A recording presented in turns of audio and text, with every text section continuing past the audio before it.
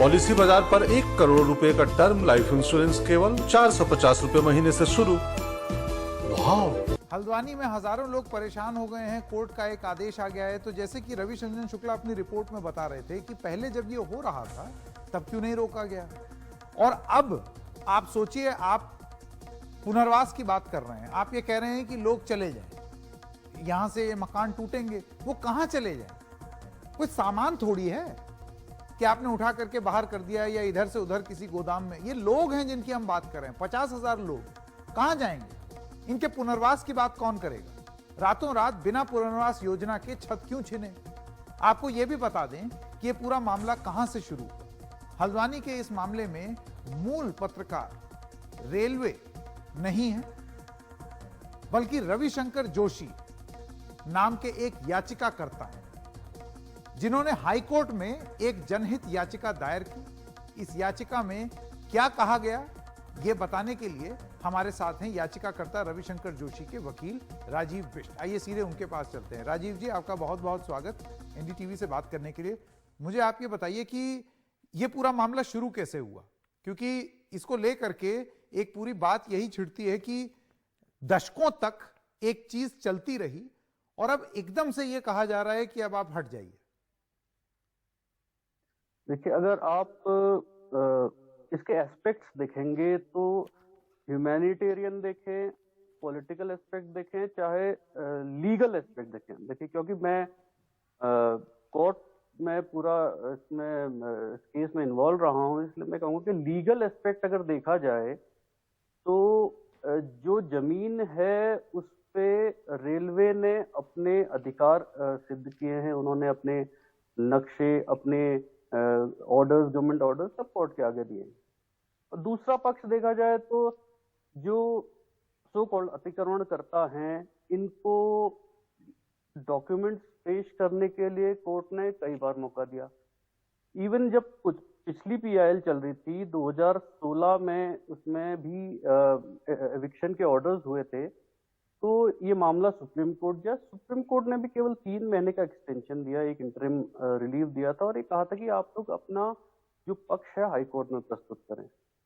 तब से ये 2017 से 2022 तक कई बार मौके मिले। जो ये दूसरी पीआईएल हमारी जिसमें ये ऑर्डर हुआ है, उसमें पेपर पब्लिकेशन हुआ था, जिसमें जितने भी अफेक्टेड पार्टीज हैं उनसे ये कहा गया था कि आप अपने डॉक्यूमेंट्स प्रस्तुत करें, एप्लीकेशन फाइल करें। तो मात्र 10 एप्लीकेशन आई थी। 4,365 केसेस में से केवल 10 एप्लीकेशन आई थी, जिनमें किसी में 10-12, किसी में 2-4 ऐसे अलग अलग एप्लीकेंट्स थे। बट कोई भी डॉक्यूमेंट, पुख्ता डॉक्यूमेंट प्रस्तुत नहीं कर सके। कोर्ट ने बहुत कंसिडर करते हुए 176 पेज का ऑर्डर दिया है। अगर आप लोग पूरा पढ़ने के बाद अगर उसको कोई बात करेंगे तभी वो होगा, क्योंकि बिना ऑर्डर पढ़े कोई भी बात करना, जैसे पॉलिटिक्स की जा रही है इस समय और कम्युनल इसको रंग दिया जा रहा है, तो वो बड़ा गलत है। नहीं, वो तो बिल्कुल गलत है राजीव जी। इसी वजह से आप देखिए, इस पूरे कार्यक्रम में हम उस पहलू पर जा ही नहीं रहे हैं। हम तो एक मानवीय पहलू की बात कर रहे हैं, और मानवीय पहलू ये है कि एक जगह इतने एकड़ जमीन जहां पर इतने सारे लोगों की बसावट है, वहां पर बताया जाता है स्कूल है सरकारी, वहां पर प्राइमरी हेल्थ सेंटर है, पानी की टंकी 2-2 है, सीवेज लाइन बिछी हुई है। ये सब सरकारी सुविधाएं जो है ना, जो पहुंची हैं वहां पर, अब एकदम से वो सब इलीगल हो गया।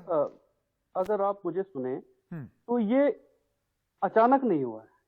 ये अचानक नहीं हुआ है। ये मामला इनफैक्ट 2007 से एक पुरानी पीआईएल में उसमें भी हुआ था। 2013 की जो हमारी दूसरी पीआईएल जो रविशंकर जोशी जी की थी, मामला भले ही वो उस समय पुल का था, बट उसमें पोर्ट कमिश्नर की रिपोर्ट के बाद रेलवेज को पार्टी बनाया और उसमें ये आया कि हाँ, किस तरह से अवैध खनन के लिए एक पर्टिकुलर एरिया के लोग जिम्मेदार हैं, जो कि रेलवे की जमीन पे कब्जा करके बैठे। तब से ये मामला चलता रहा, कई डॉक्यूमेंट्स पेश हुए, हर पार्टी को मौका मिला। ऐसा नहीं कि अचानक ये रातों रात हुआ है, इसमें बहुत लंबा टाइम मिला है। हर किसी को मौका दिया गया अपने डॉक्यूमेंट्स प्रस्तुत करें, लेकिन कोई भी एक डॉक्यूमेंट, पुख्ता डॉक्यूमेंट प्रस्तुत नहीं कर सका, कोर्ट चलिए। ने पूरा कंसिडर किया है।